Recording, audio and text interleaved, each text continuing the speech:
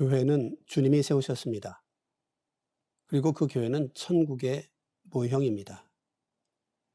하지만 우리가 알고 있는 교회는 그렇게 천국을 담지만은 않은 것 같습니다. 교회의 역사 중에 분명한 사실 한 가지는 그것이 분열의 역사였다는 점이죠. 초대교회 당시에 동서교회가 분열되었고, 그리고 신교와 구교도 갈라섰죠.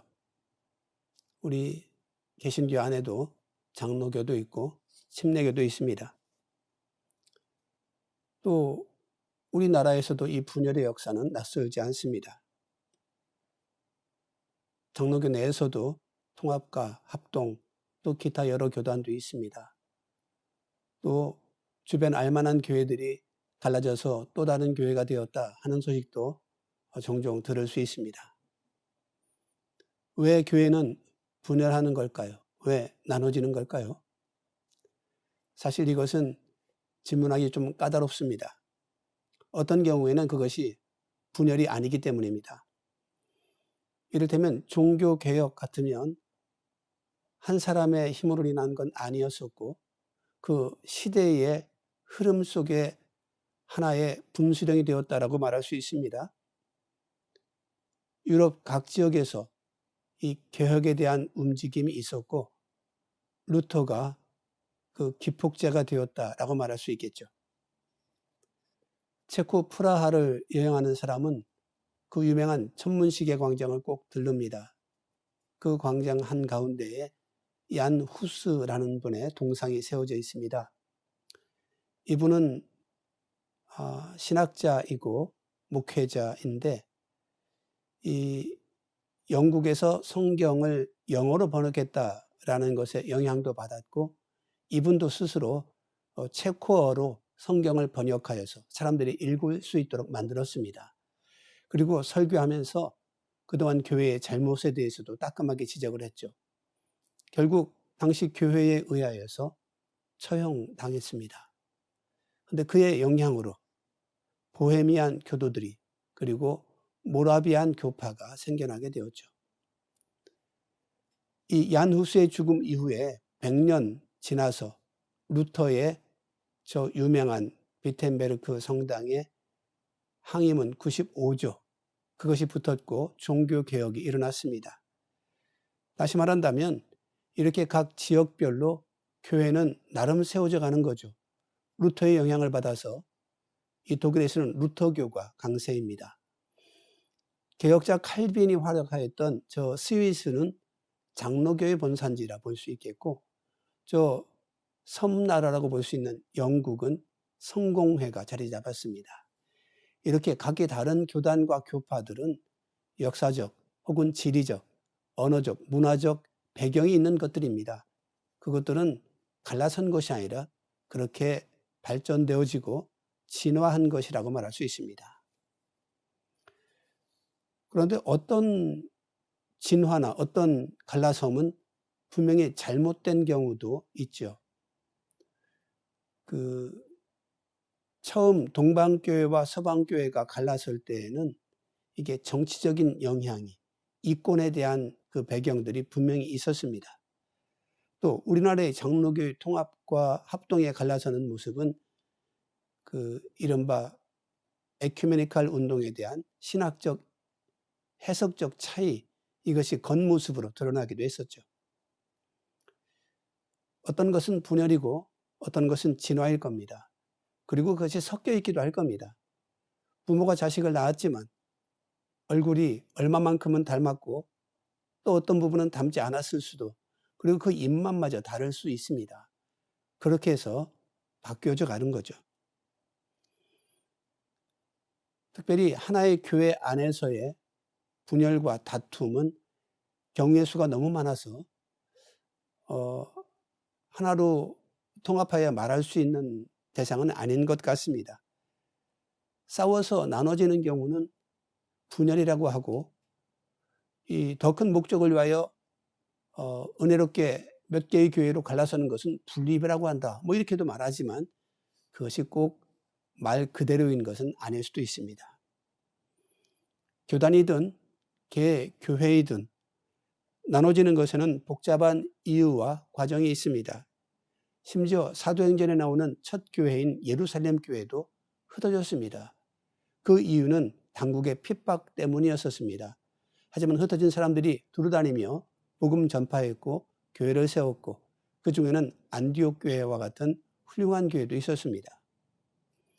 그러니까 교회의 흩어짐, 갈라섬 혹은 분립, 분열 그 뒷면에는 온갖 복잡한 이유가 있으며 그것은 대개의 경우 자연스러운 과정들이었었고 그래서 우리가 한 가지 유념해야 될 것은 교회로 모이는 것, 교회 공동체가 되어지는 것 속에는 이러한 분열과 다툼의 일이 기본으로 포함되어 있다는 사실입니다.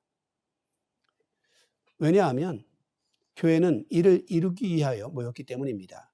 그리고 이를 이루려 하는 곳에는 당연히 갈등과 분열이 나타나기 마련이기 때문이죠.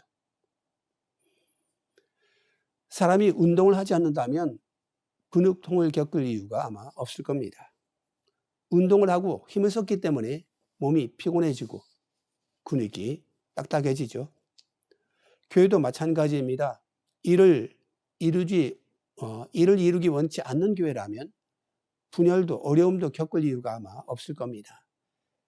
하지만 교회의 일이란 것이 바로 하나님의 나라를 이루는 것, 예수 그리스도의 명령을 수행하는 것인데 이것은 저절로 되는 것이 아니라 성도의 희생과 헌신을 바탕으로 되는 것입니다.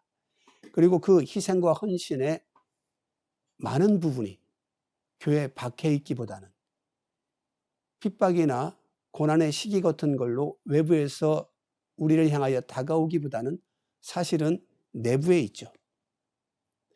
밖에만 어려움이 있다면 우리는 얼마든지 단결하며 얼마든지 힘을 합칠 수 있을 겁니다. 하지만 엄밀히 말하자면 내부의 어려움과 환난이 더 큽니다. 조금 더 구체적으로 말하자면 성도 개개인 그 내부에 있는 어려움들이 진짜 문제이라 할 수 있습니다. 악과 세상에 익숙한 우리들이 가진 편견들, 내 의견이, 우리들의 의견이 가장 올바른 것이라는 고집들, 또 사탄이 넣어주는 은근한 두려움과 혹은 유혹들, 그리고 하나님의 일과 사람의 일을 구별하지 못하는 우리의 어두운 눈들, 이런 것들을 극복하는 것, 그것들을 내어버리는 것이 우리가 진짜 당한 싸움이요, 우리가 교회로 모이면서 부딪힌 첫 번째 숙제라고 할 수가 있습니다. 하나님이 교회를 통해서 이루시고자 하는 일 중에 가장 기본되는 일 중에 한 가지가 우리를 쓸만한 일꾼, 쓸만한 재료로 만드시는 것입니다.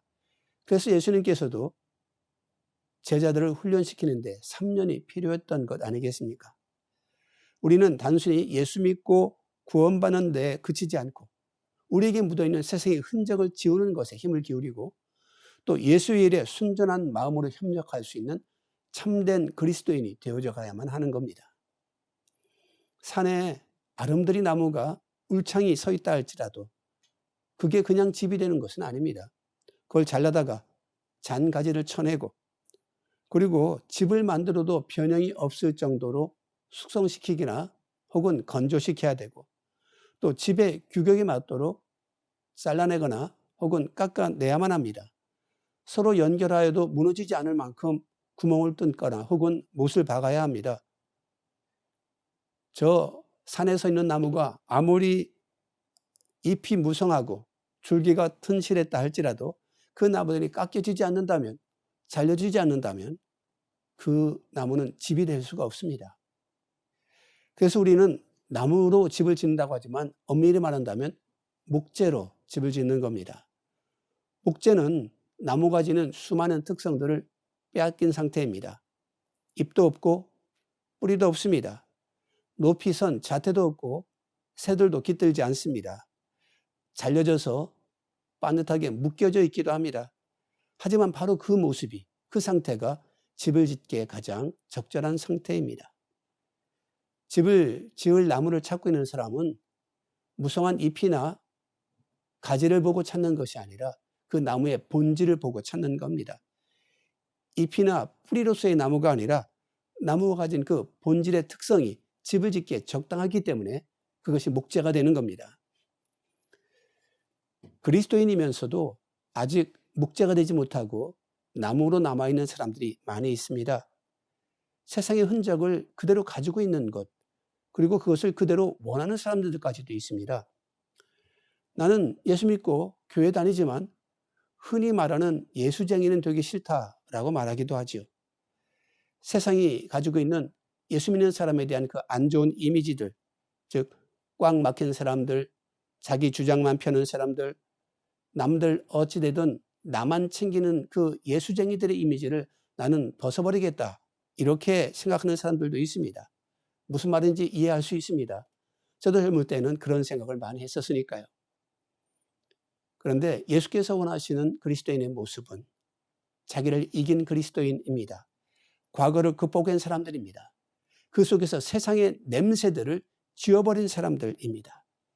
나 자신의 모습에 대해서도 세상에 나타나는 나의 이미지에 대해서도 새로워진 사람이어야만 합니다. 내 교회, 우리 교회, 이런 언어가 아닌 예수 그리스도의 교회라는 고백을 가진 자를 주님은 원하십니다. 주님은 당신을 따라오는 자에 대하여 그렇게 기대하였습니다. 나를 따라오려거든. 나를 따르는 자에 대해서 주님은 그렇게 기대합니다. 죄에 대해서뿐 아니라 자신의 습관과 혹은 체면에 대해서도 적용하고 개인뿐 아니라 공동체에 대해서도 자기를 부인하는 자를 주님은 찾으십니다. 빌립보 교회에도 갈등이 있었습니다. 그 초대교회 바울이 가르친 사람들 속에서도 갈등은 있었습니다. 어쩌다가 너희들 가운데 한 마음을 품어라 라는 권면까지 듣게 되었을까요? 나중에 등장하게 될 이름인 유오디게와 그리고 순두게는 왜 다른 마음을 품고 있었을까요? 우리는 모릅니다. 그리고 지금은 알 수도 없습니다. 다만 교회로 모였다 할지라도, 아무리 멋진 교회에 자기가 다니고 있다 할지라도 우리는 항상 다른 마음을 품게 될 위험이 있다는 점을 인정해야 합니다. 그것은 어느 시대, 어느 교회에서도 마찬가지였었고 우리들도 예외가 아닐 겁니다. 하지만 우리는 위로받습니다. 그런 갈등이나 그런 분열이 있었다는 것 자체가 문제는 아닌 겁니다. 전혀 닮지 않은 사람들이 같이 예수의 일을 하려고 한다면 언제든지 이러한 문제나 혹은 갈등들은 일어납니다. 그리고 교회가 하나 된다라는 말은 무슨 어려움에 부딪혀서 단결한다거나 혹은 위기에 맞서서 힘을 합친다라는 것보다 훨씬 기본적인 일들, 즉 우리 그리스도인들끼리 먼저 하나가 되어지는, 한 마음을 품는 데 있는 겁니다. 같은 목적을 위하여 모였어도 다른 생각과 다른 주장들과 다른 방법들을 말합니다. 그러니 이것부터 인식하고 이러한 것들을 두려워하지 말고 교회 안에 있으면서 왜 저러는지 모르겠다라고 함부로 판단하거나 지적질하지 말고 우리 서로 다른 인격부터 하나가 되는 것이 하나님의 일의 기초요. 이 지점이 하나님 나라가 세워져 가는 시작 지점인 것을 인정해야만 합니다. 그게 가능할까요? 물론 가능합니다. 착각만 하지 않으면 됩니다.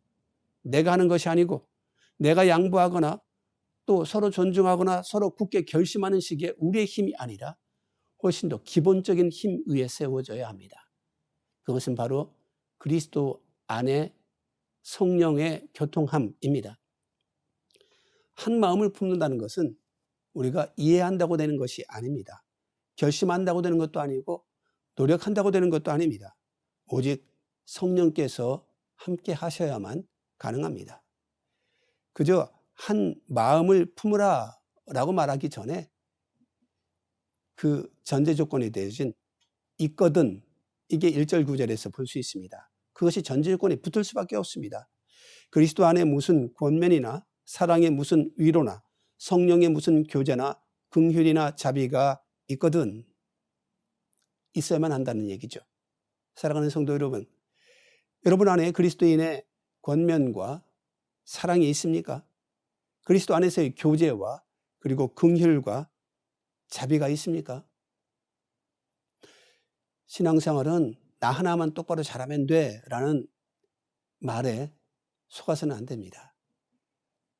그리스도인은 함께 잘하는 자가 되어야만 합니다. 성령께서 우리에게 부어주시는 위로와 교제와 긍휼과 자비를 우리가 함께 경험할 수 있어야 합니다. 그것이 내 마음이라 내 결론이나 나의 결심이 아닌 예수 그리스도에 주신 마음일 때만 우리는 하나 될 수 있습니다. 다시 말씀드리거니와 하나 되기 위하여서 결의되어야 할 필요가 없습니다. 한 마음을 품기 위하여서는 새끼손가락 약속이나 악수가 필요한 것이 아니라 그리스도 안에서의 은혜가 필요한 겁니다. 오직 예수의 마음만이 필요한 겁니다. 오직 이 마음을 품은 자만이 나보다 남을 낮게 여길 수 있습니다. 그리스도의 마음을 품은 자들만이 진짜 겸손할 수 있습니다. 그리스도의 마음을 품은 자만이 한 마음을 가질 수 있습니다.